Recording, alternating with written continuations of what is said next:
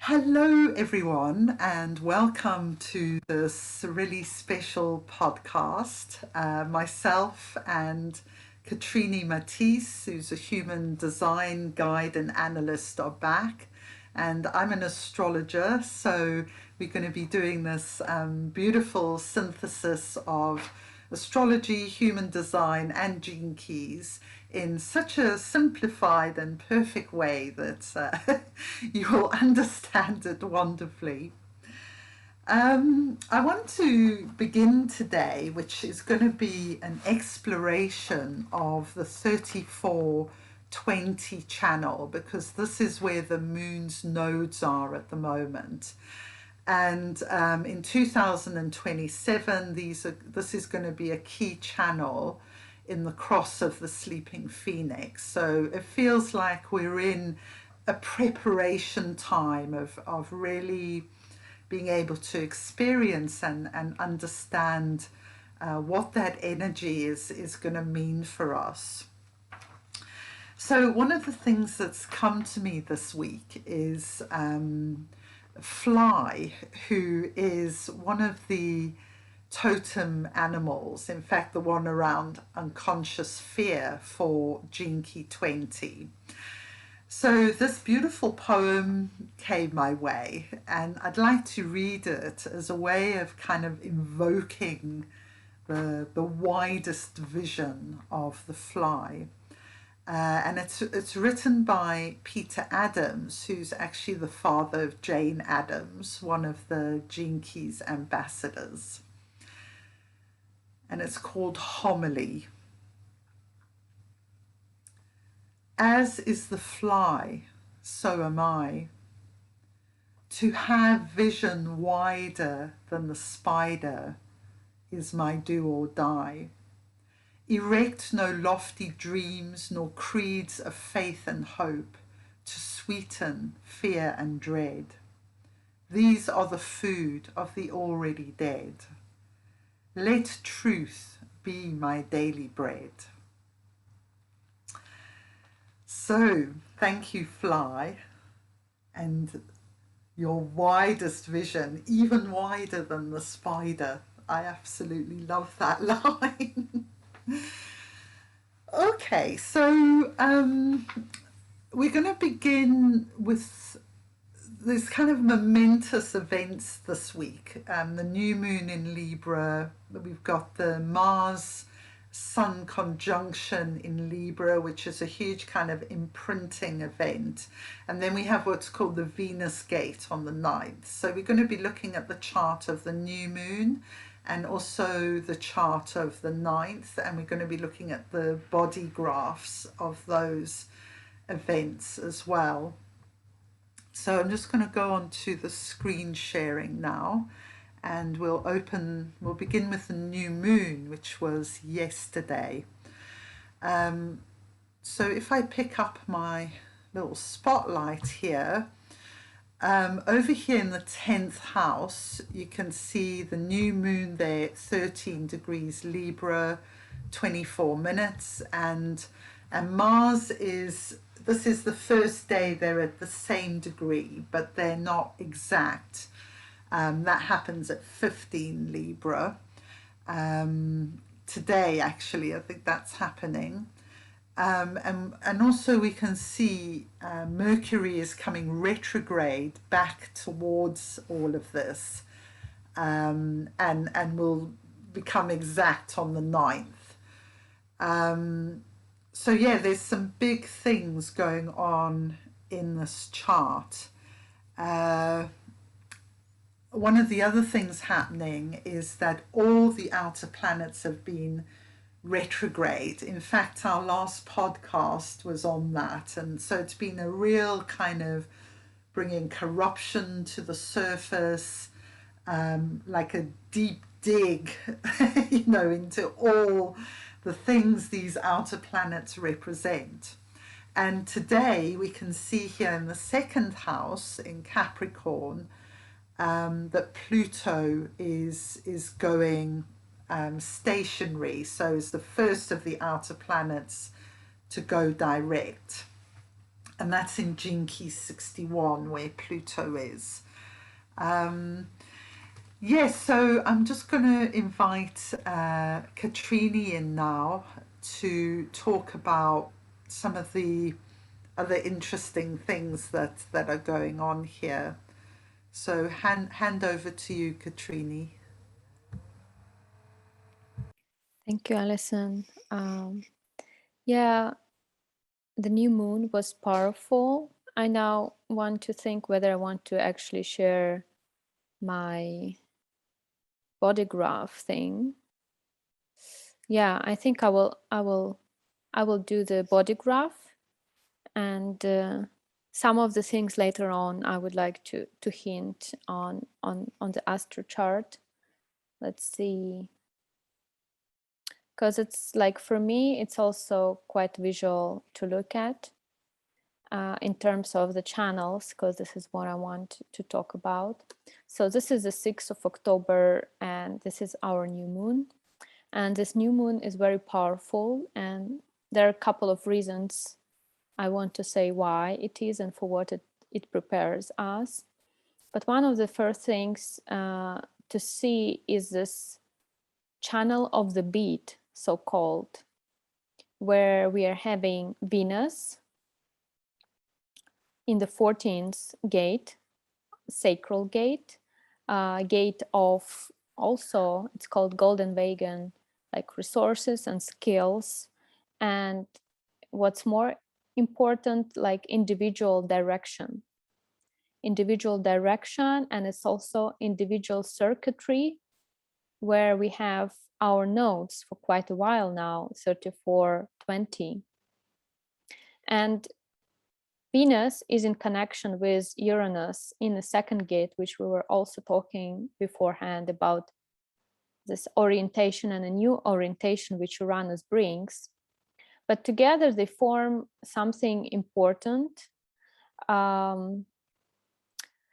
It's about how our energy, because this is a tantric channel, like these 3 channels, 515 and 4629, this is a tantric channel. It connects our sacral center, our motor, our energy, with our G center, which is all about direction and love.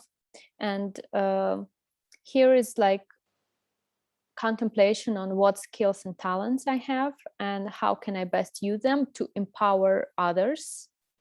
So it's about self-empowerment.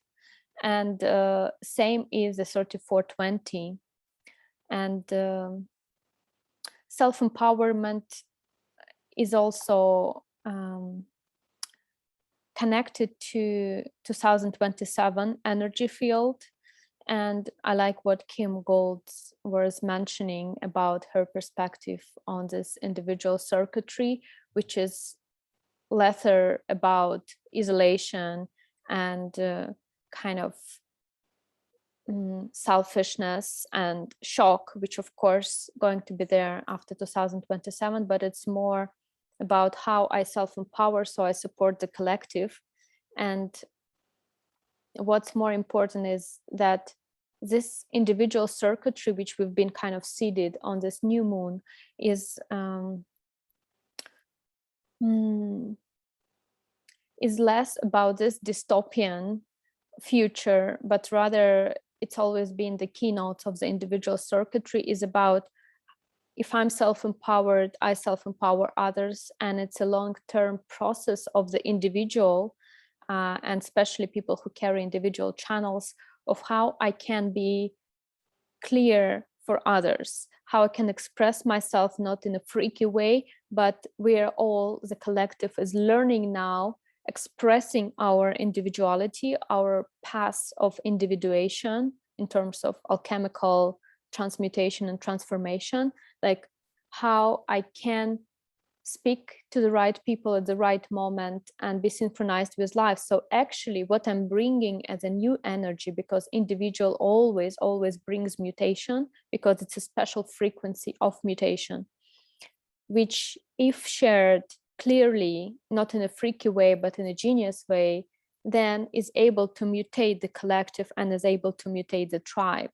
And without mutation, neither collective circuitries, like for example, 48:16, where we had full channel on the full moon, or 36:35, which is also collective circuitry. Without this mutation, which brings individuality, its chemistry is not viable.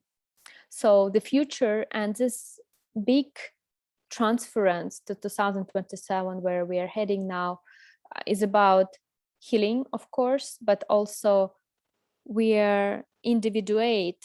We're not closing up in selfishness, but we are individuate, and we learn to express ourselves, which is very, very hard for the individual, because it's always kind of out of the tribe, out of the collective, freaky, not accepted, and is easy to get lost or be alone. But now we are learning this, and Uranus is helping us with this new energy.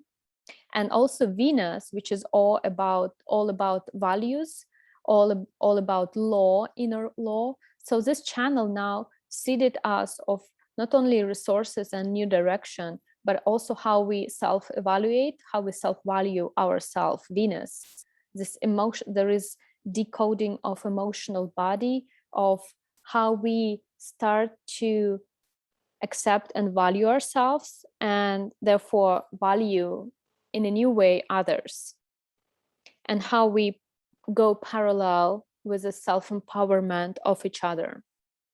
So for me, that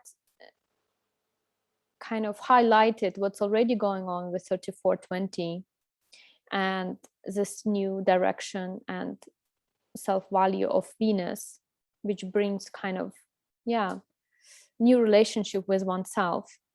And the 57, which here is like anchors 3420, and now we are on the 7th of October, we are entering it's in our sun, so it kind of enters this and supports with intuition this channel. So we're actually are able to navigate this crazy manifesting generator energy. We're able to intuit it and to shape shift the events and processes while we self-empower and finding new direction, first and most of all in orientation and in self-value, and this Venus kind of important themes of inner law. And would you like to add something to that, Alison? Well, just to say that's such a perfect description of what I've been experiencing this week, actually, because I belong to a couple of groups in Gene Keys and another group called Soul Tribe. But I'm really finding that I'm kind of really focusing on my individual gifts and what I can offer, and really kind of perhaps that's the Mars energy supporting as well, feeling like the passion, the direction, the focus, but it's all about manifesting my individual gifts, but in a way that supports these groups of people. How can I best serve this group that I'm in? So even though it's very individual, it doesn't feel at all selfish. And the one other issue that has really been coming up, I think, is Hygeia, who is all about circadian rhythm and timing. So she's actually moving. I'll just screen share the new moon again. So she's actually moving from Virgo into Libra this week.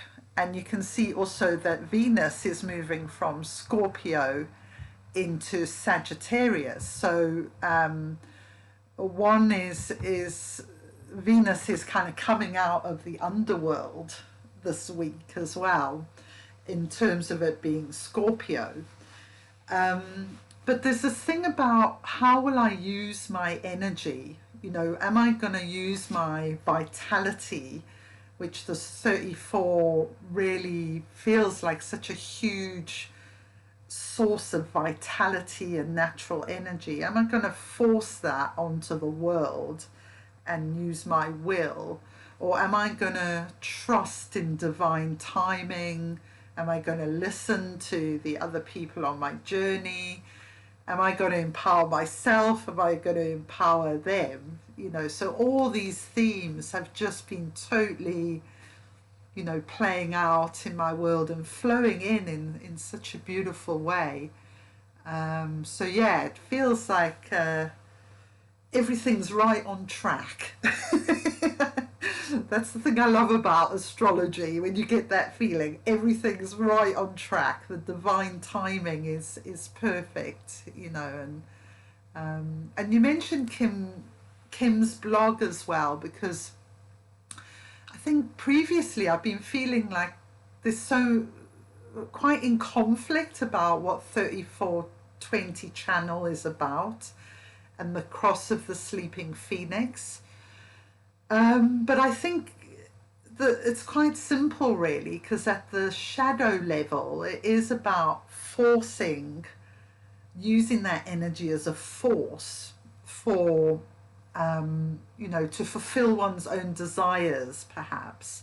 Whereas at the higher frequencies, it's about this force for service and creativity that empowers the collective. So I feel like I'm getting a lot clearer since the nodes moved into 3420 about what this energy is about. So I'll hand the mic back to you.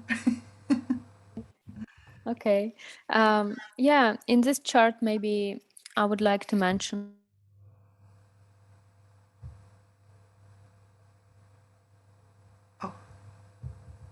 Sorry. Yeah. Mercury goes retrograde, we know, but Pluto goes direct. And this new moon, will bring lots of Scorpio energy. So when Pluto goes direct, it's kind of the effect of when the ribbon, which was stretched, we cut the ribbon. So there is a lot of release of tension in space. That's why many people couldn't sleep before new moon and after new moon. There is this crazy energy there too. There is manifesting generator channel, and two manifesting channels were activated together with solar plexus. There was this release of tension. And Pluto, we know that when the pandemic starts, Pluto entered the 61st gate, which is psychosis, obvious. Like there was a lot of mental states and mental conditions. And for this year, when Pluto went retrograde, we kind of digested this shift of reality, this shift in the spectrum of, in Gene Key terms, it's psychosis, inspiration, sanctity. And it's a hexagram and gate of inner truth. So there was this right on moving into this inner truth, and then we had a period of retrograde where we kind of contemplated that, and now we're going direct, and we're going direct with 61. So again, it's kind of activates together with the nodes, together with this Scorpio energy of what Scorpio and Pluto does. It cuts attachments, basically. So we're gonna experience this emotional trauma work. And those who are very courageous, and 214, this Uranus Venus energy is about courage to take a new direction. So we're courageous to take a new direction. And together with that, the Pluto goes direct again, mental. We're kind of digging deeper into inner truth. Pluto here in a fourth line and in a sixth line. And what it prepares us is actually, this is a chart, the body graph for the transits of the 19th January, when the sun enters 60 gate of limitation, which is happening in the winter time for the northern hemisphere. So what's going to happen while showing this chart is that there's going to be a shift, nodal shift. Now we're in this manifesting generator energy of 3420 here, as you can see. Manifesting generator, it forms a channel. There is this all energy of self-empowerment, and plus energy to contemplate, to ground into contemplation, into presence, which you were mentioning with the fly. And like we ground into our individual energy, so we're more and more present within the form, more and more healing the emotional, more and more healing inner direction, more and more healing our Venus, like letting Uranus shake our reality of the self. This is what it will do, and it will shake the direction. Second gene key is where our magnetic monopole is, our driver, what kind of makes a trajectory for our body, for our form to move in space as an object. So it's going to be shaken by Uranus. And 20 node, North Node, this is where we're heading. We're heading to kind of hold this energy and kind of hold the horses, the 14, holding this energy and resources. So to kind of allowing us to digest and to arrive, knowing more into the inner than into the outer. Do the inner work, because that's the whole collective planets are pushing us to do by squeezing our unconscious into collective reality and into individual reality. So this is going to last for until the 18th January. So that's a pretty long manifesting generator transits. And we were talking beforehand, many babies are going to born, no projectors, no reflectors, no manifestors going to be born during this period, only this energy of 3420. So now it's a baby seeding, which babies which are going to be 7 years old in 2027, which will go through their first Saturn cycle and kind of will represent this work we did on the collective during this time. That's why it's so important. But what this new moon, particular new moon, prepares us is this nodal shift into the 19th January, the next day, where 3420 disappears. And what we actually face is the nodal shift Scorpio Taurus. So we're gonna enter into the axis of Scorpio Taurus, which is all about how our reality, how our way of thinking, measuring reality will shift while we contemplate our resources. Taurus is about resources and Scorpio about cutting the attachments. So this new moon is kind of prepare us for this very strong events that we're gonna face with what we have to, what kind of resources depleting us and we have to cut out from our reality, and what resources are feeding us, and face it like very nakedly, because Scorpio is about death and transformation, and we are entering the quarter of mutation, 60 gene key, which is all about limitation, and Capricorn energy putting us back into the form again, and kind of squeezing out and cutting out all our attachments, codependencies, things connected with resourcing, losing some resources for good, for bad, gaining inner resources for good, for bad. So this new moon seeded us with that. And also we are still in a tunnel of solar and lunar eclipse, which is also about what kind of values and stupid ideas from the past and past relationship still present in our life and manipulate our reality. So this Pluto going direct and this future shift of axis is kind of not anymore about, oh, I'm talking about this and I'm talking about that, and I'm kind of choosing between this and that. What we are prepared now is like we're going to face this and then we're going to face that, and in a very direct experiential way. So yeah, I guess that's what I wanted to cover on this new moon.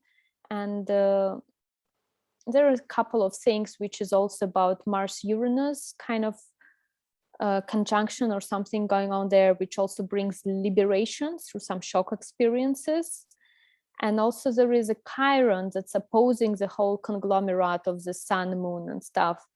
And maybe would you like to talk about more about this astro chart, and then I will add on Chiron there.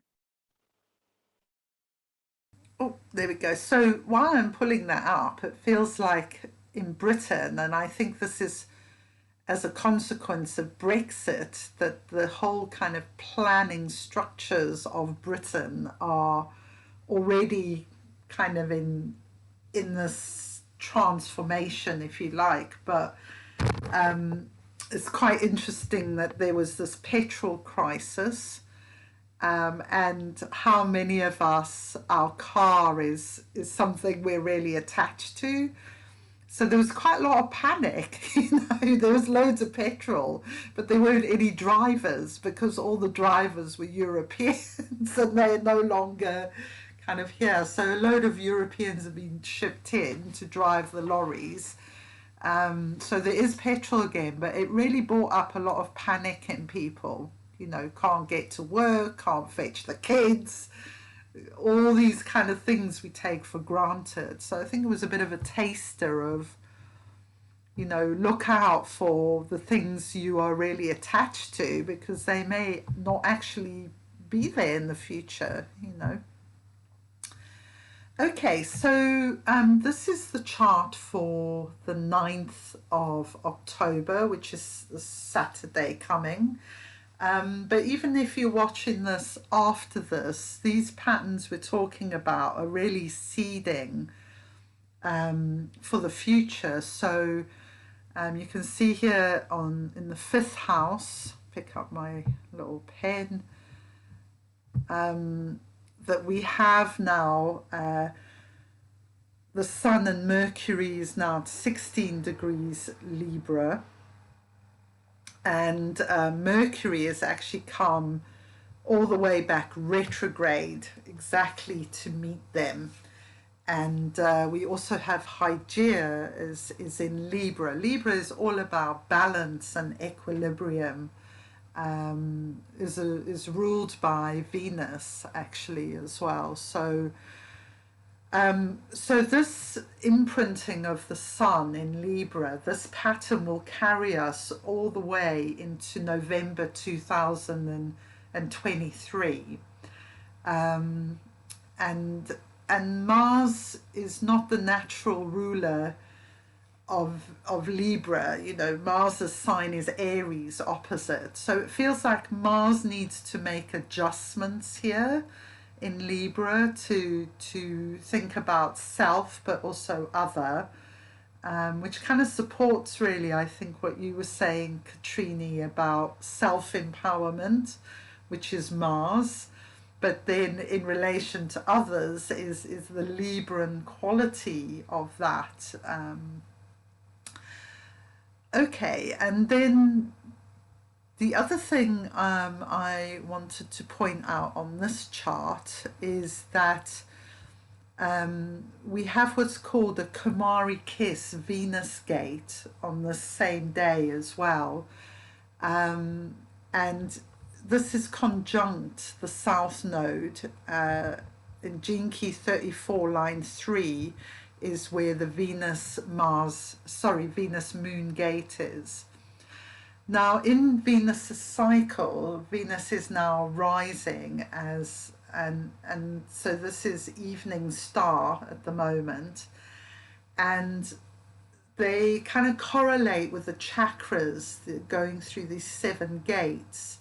So this is the 6th ascending gate in the Ajna center, which I think is really fascinating, because where Mars is and the Sun and Mercury is Gene Key 57, whose gift is intuition, and the city is clarity. So these two things I feel like really supporting each other, and kind of slap bang in the middle of them is Vesta in Gene Key 44, which is the Synarchy.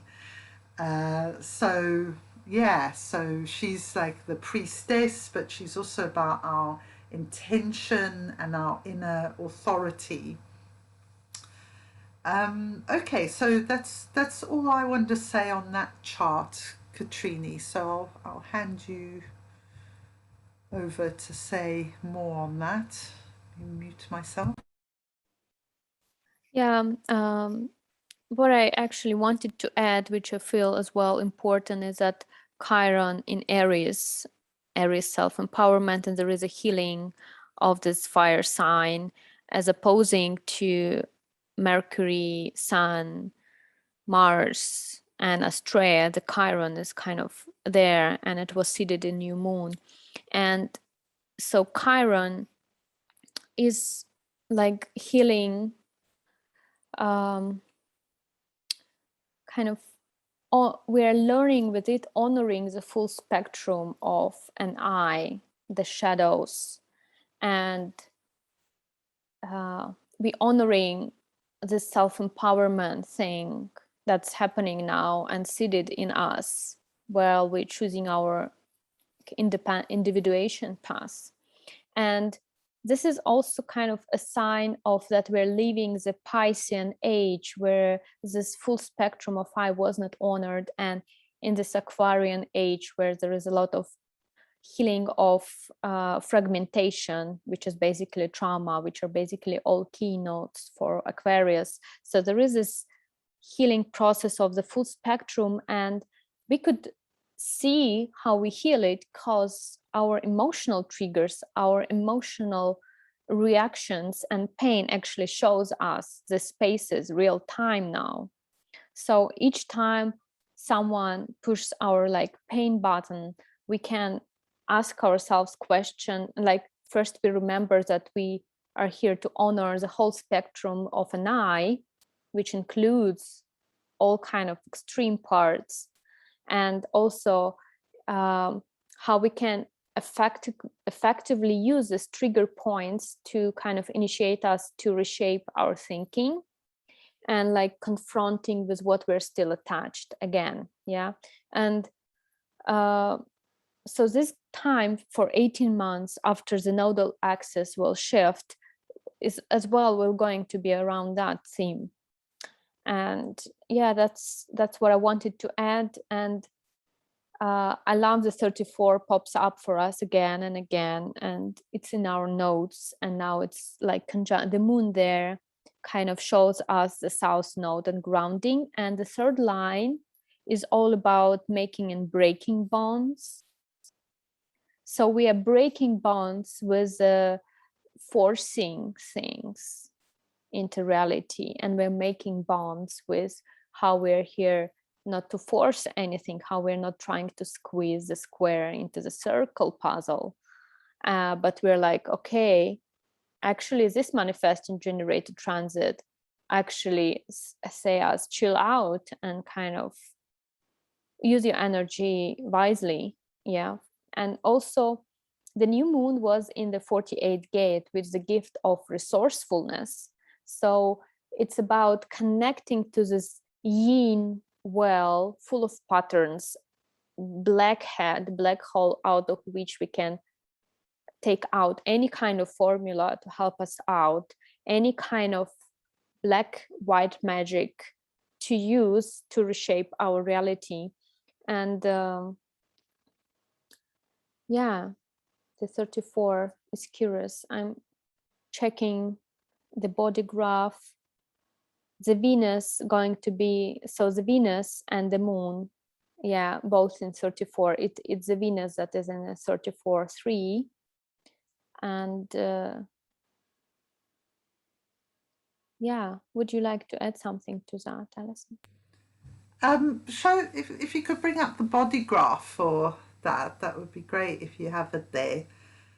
But yeah, again, everything you're saying is making perfect sense. And I forgot to say at the beginning that our kind of, well, we knew each other before, but this kind of doing podcasts together started when we talked about Mother Russia and Gene Key 34 and the shamanism from that part of the world seeding out.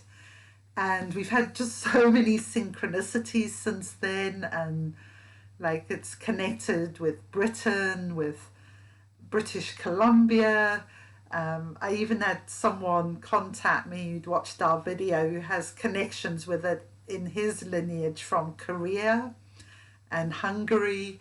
So it feels like something really magical is seeding out across the world. Like this is to do with the heart of Gaia opening up. That's how I feel it, and the bear totem for 34 being really at the center of that. Yeah, and then I realized you'd also done that one with the Bella on 34. So it feels like 34's been lining us up for ages, and it's like, right, you know, I'm gonna start manifesting myself through you, which is great. We are the hollow vessels, the hollow branches of elder. So yes, back over to you, but a bit on this body graph would be. Yeah, so Venus again, as it was here, 34.3. So, and now Moon in the 14th gate, so it kind of replaces it during the 9th October. But what's important again to remember that Venus is a personal planet, and entering the 34 gate in a third line is about values. So we again revalue, first we revalue ourselves now, and kind of an imprint of a new moon for a period of time together with Uranus and what I've mentioned. And now it kind of supports the South Node, which is also like pure conjunction in a third, which is also in detriment. So we're going to experience kind of a low frequency around that, which is important. And it's not about trying to make it not detriment and exaltation. No, it's about living through the detriment, breaking bonds and learning from that, and establishing value for our inner power, and how we deal with it. And yeah, 57 and 20 are going there to anchor us with our intuition and like what we say, how we say, our charisma. And yeah,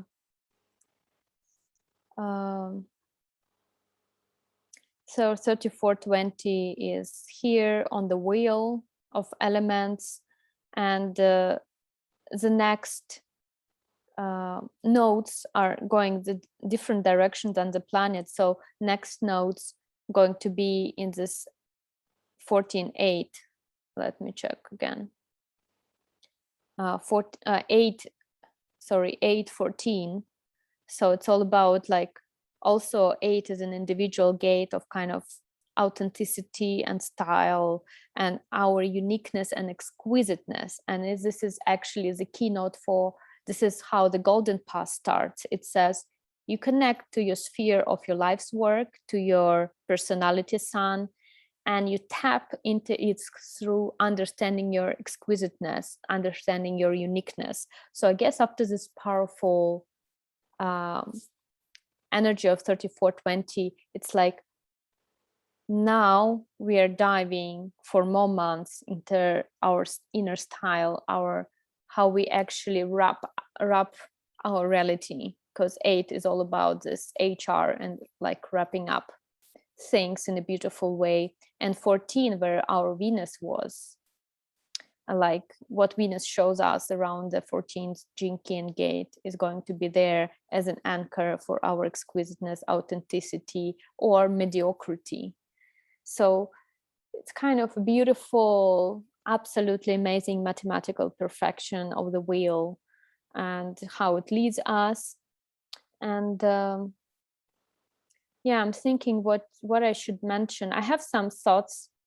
That's pretty dense picture, but we just need the wheel here. And we remember our beautiful grail and our beautiful gates, locks and keys from previous podcasts. So maybe to finish up, to wrap up with the 3420, it's nice to look at how it's going to change. So we are now in a 9/16 energy of the cross of planning, which is all about this logical details. Through logical details, we connect with our nature, which is a 10th gate of our lock. Like this is a temple, this is our love and the behavior, love of the self, the 10th, the nature. And it was kind of the key to it was logical details. So we were tapping into our love of the self through logic and details. And what's happening now is like, okay, put toys aside. Now investigate your nature, authenticity, and behavior through how you handle this powerful self-empowerment force of the 34. Details is enough. Enough is enough. Now deal with the real horse. You've had a toy horse. Now you're going to ride some Mustang, some Arabian horse going will bring you into a new desert. And another key of skills, which is also logical, which was now in transits together, forming a channel of a talent together with a 48. So there is some black magic, deep goddess yin force, and the 16 is there, is kind of this hand that takes the rabbit out of the hand. So it's like the skills. My magic hand with its skillful fingers takes out the rabbit or any kind of toy. So we've been playing with that. Okay, quantum reality, like quantum whatever equation, playing with the quantum field. Now quantum field is real. Now we're looking at the table and we don't know whether this object is what we really see and is what we really touch. 20th gate, pure presence, quantum field, quantum fields within quantum fields of the trillions of cells, and there are no objects anymore. We start to really see now reality as non-objective, because we cannot identify and we cannot use our usual language, Maya, to kind of objectify the reality. Now we understand that the reality is a consciousness and it's super creative. And how we're going to handle that reality where we cannot lie our shoulder on the wall or sit on a chair and find a ground. Oh, this is a chair. It's very logical. I can call the chair the chair. I could put my bum into the chair and I can relax and ground. Now it's not possible. There is no anymore the ground. There is no anymore outer authority as some kind of object that we can knock and it will help us out. And this is the thing of the 20s, which is a pure presence. And the 15 being this aura, the collective, the aura of humanity, the auric field, our magnetic field. So 20, pure presence of our magnetic field, pure presence of how we feel ourselves in the aura of humanity, how we kind of read each other's field, each other's magnetic field, each other's aura. And this is how we communicate. And 15 is about love of humanity. This is about, okay, how we flow, how our spaceships of our auras flow, communicate, and what it creates in a pure presence. Or the lower frequencies, the superficiality and force. So 3420 now, during this nodal huge transit, is kind of giving us a glimpse. Forcing, strengths. Superficiality doesn't work. You have to go deeper. You have to follow the fly and stop being a fly sitting on this and that shit. You have to like get rid of shit and you have to tap into the presence. And there is no presence outside. There is your presence or there is no presence. And that as simple, but also as profound, because we're all traumatized, we're all fragmented. So how we tap into the presence and help the presence tap into us, so to heal, to make it more cohesive. So this I kind of look at this picture again because I contemplate picture over and over, and I see, and I already familiar with all these keynotes, they become part of my mind. But then I'm searching for something vital, and this is kind of, I saw in a new language, okay, logic, toys was enough, pure force, presence of the form of the body. And that's so beautiful.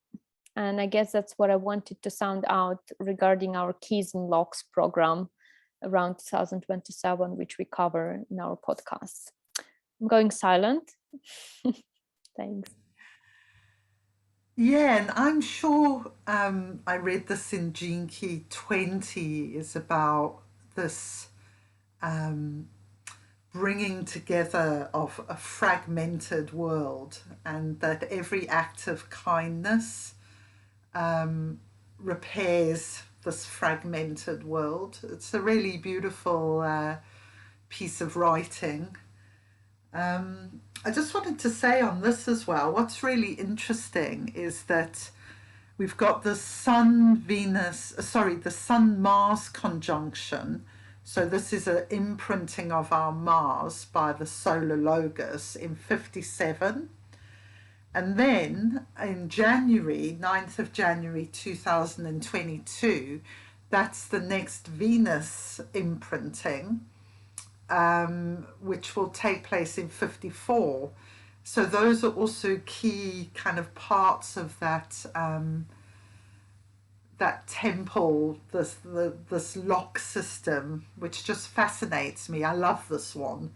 I just want to dive into the middle and swim in there, you know. And my line one wants to know what it all means. You know, what is it? I need to understand this. Yeah, but it feels like, you know, just the divine timing.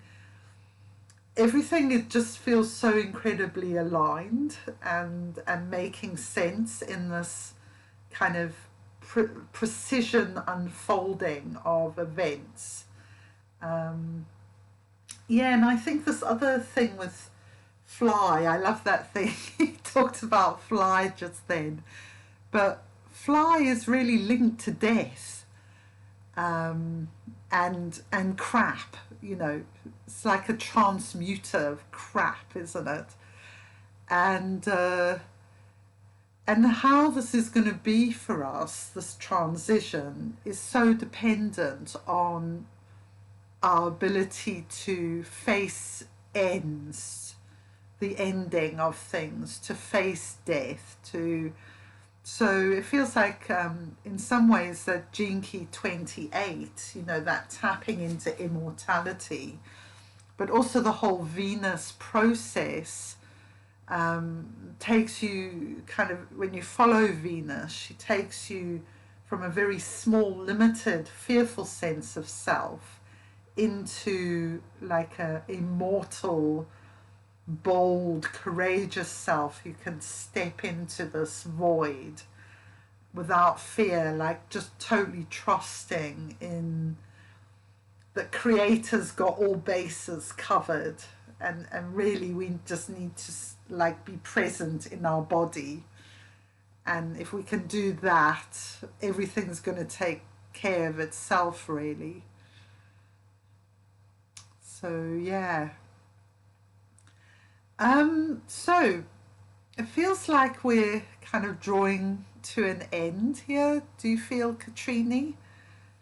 I would like to read the Sabian symbol for 2 degrees Sagittarius, which is where the Venus moon gate is, because I think it's really, for me, it kind of, you know, this is what I'm feeling. It puts into words what I'm kind of feeling right now.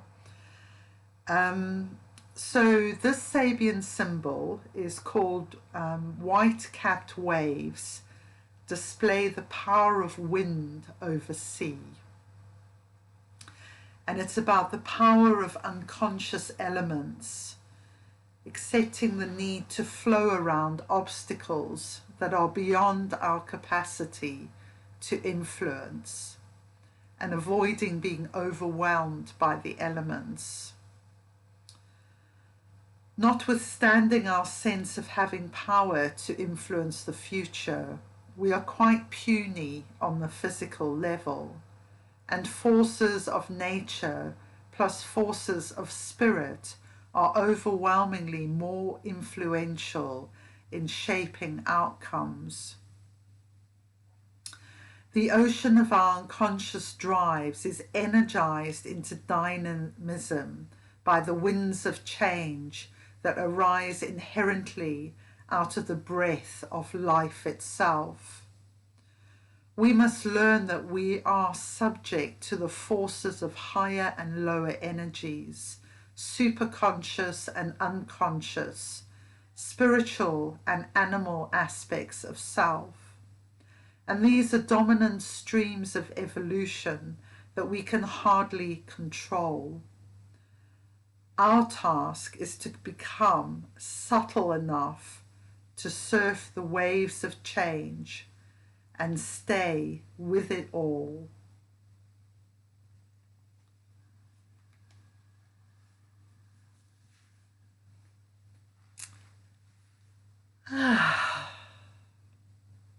So that's that. I feel that kind of we become subtle enough when we're present.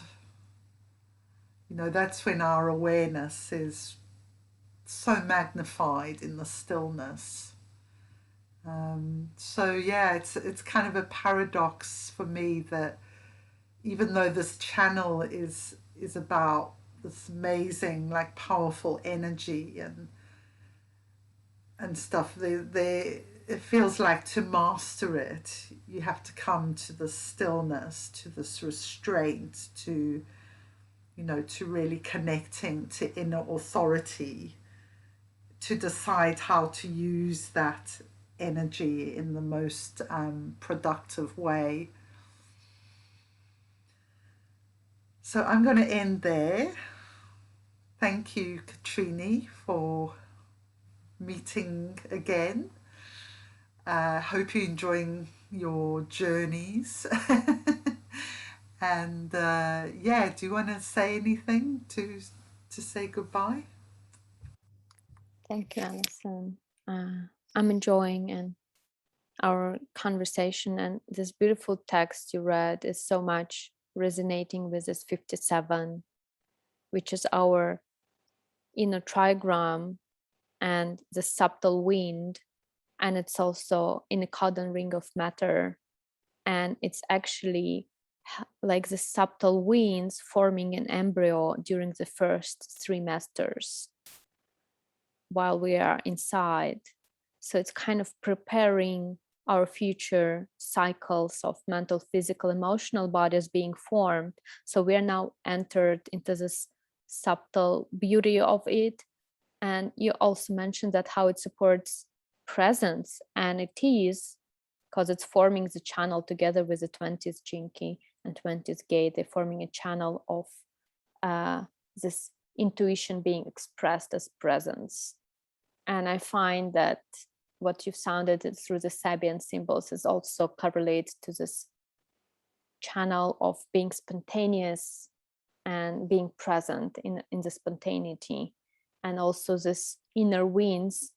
And we are now with this week where the sun going to be in the 57, we are now going into this inner embryo, into this subtle reality of our form being formed, our chemistry being flowing with the winds and liquids, and kind of connecting to the cosmos behind and the physicality which leads us into life.